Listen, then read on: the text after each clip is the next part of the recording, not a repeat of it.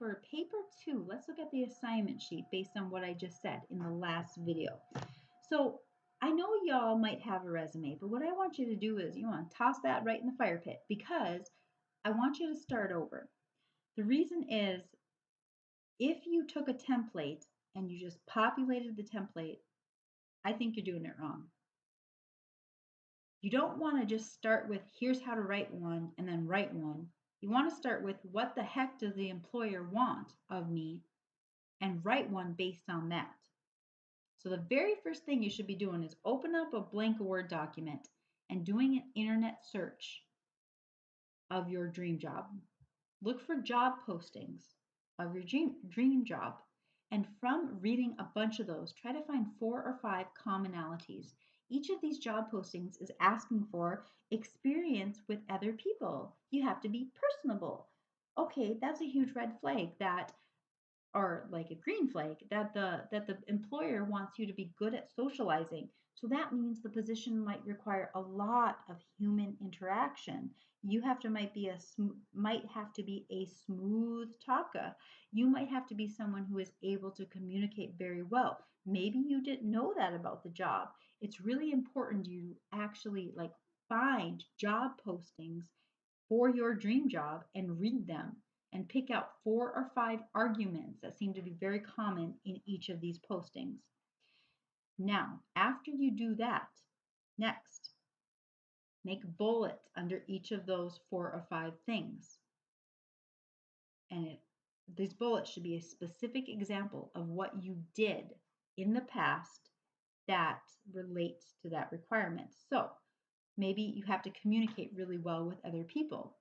Maybe one of your bullets is during the Christmas rush, while I was a Walmart cashier, I interacted with 200 people. That's a big deal. To know that you successfully interacted with 200 people, that's a big deal.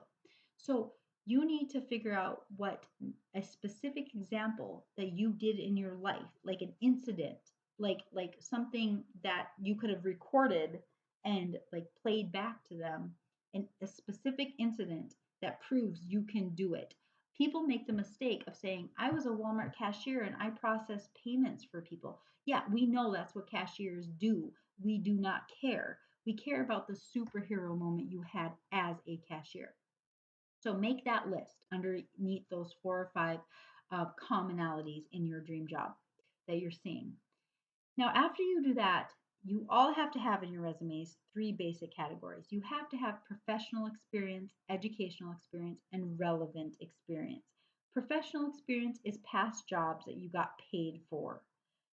Educational experience is any education you've received, high school, college, graduate school, that lends itself to being good at this job. And relevant experience might be volunteer work, might be boards you served on, might be coaching your kids in hockey, whatever experiences you have that would make you good. So, for instance, if I wanted to go be a park ranger, that's my dream job. My professional experience would be I have served at our community park as a liaison. I was paid for this position.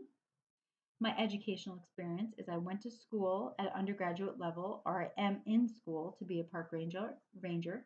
And my relevant experience is I volunteered escorting tour groups around our local nature reserve to find campsites and to understand the local botany of the area. So do you see how those 3 different things can decide um, kind of what you write to? So then the next step after that is I want you to reorganize the bullets you made in number 4 for the qualities that those employers seem to want. I want you to reorganize that list under those 3 categories in number 5: professional, educational, and relevant. And then think of some more items. Each of these 3 categories should have like 4 or 5 specific, concrete examples of where you shined. Um, Now you're ready. Only after all of this are you actually ready to write the resume. It's a lot of prep work. You don't just dive in from a template and start writing your resume. That's why other people's resumes suck. You want to do this background stuff before you start writing a resume. Okay, we're going to talk about writing the actual resume in the next video.